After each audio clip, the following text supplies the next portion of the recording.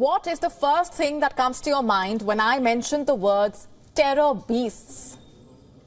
Huge predators on the prowl, perhaps? Some sort of a machine ready for attack? Well, I'm talking about worms. Yes, those slimy creatures that no one is fond of. And no ordinary worms, by the way. Huge 500 million year old predator worms. And guess what? According to scientists, these worms were some of the largest swimming animals over 520 million years ago. Fossils of these worms have now been found in North Greenland. That's right, fossils of these predators of the past have been unearthed.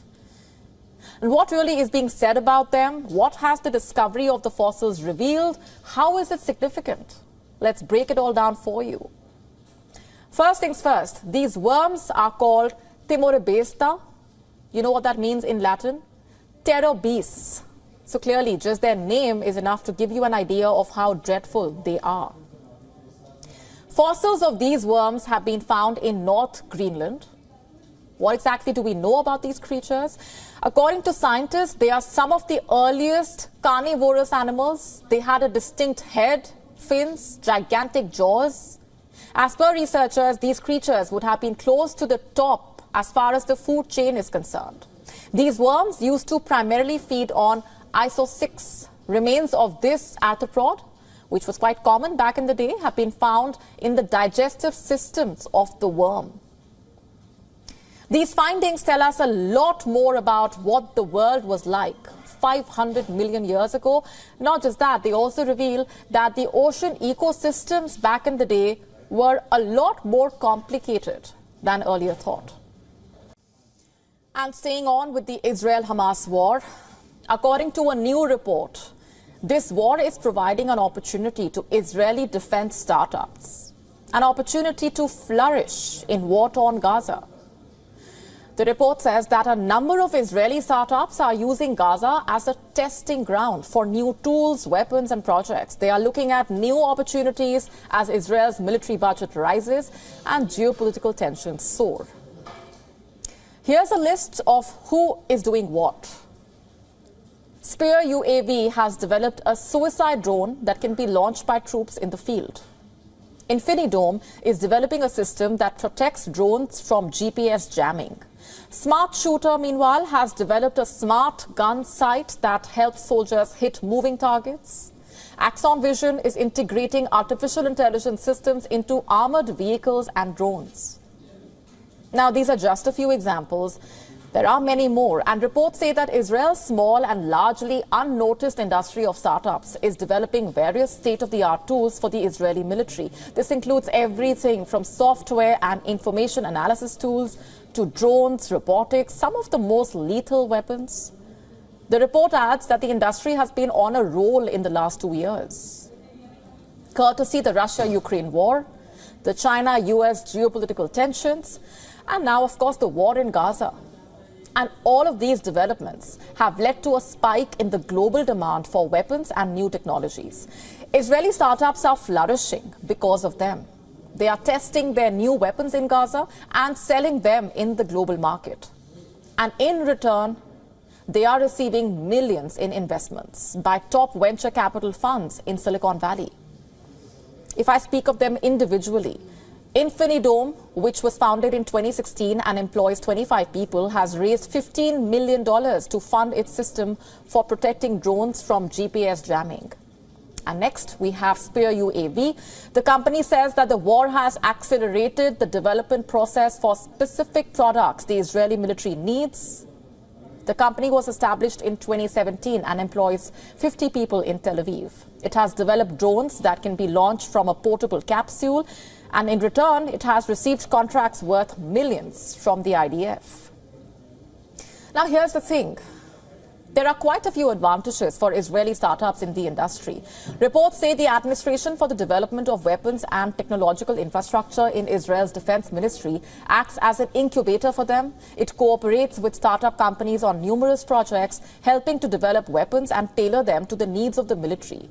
It even places orders for small-scale pilot projects on behalf of the security forces sometimes.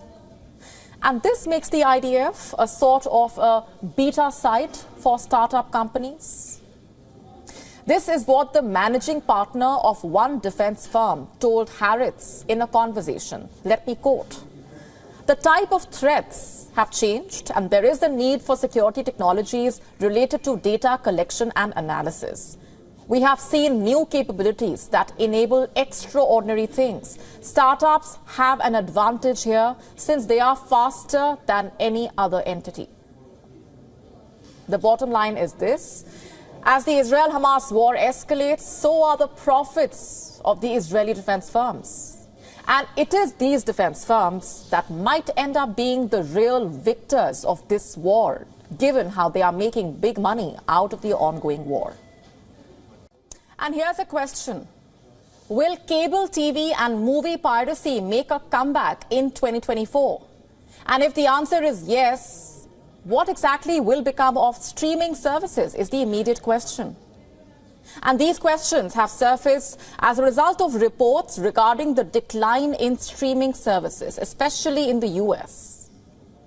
The reports basically claim that an increasing number of Americans are cancelling their subscriptions of streaming services. And why is that?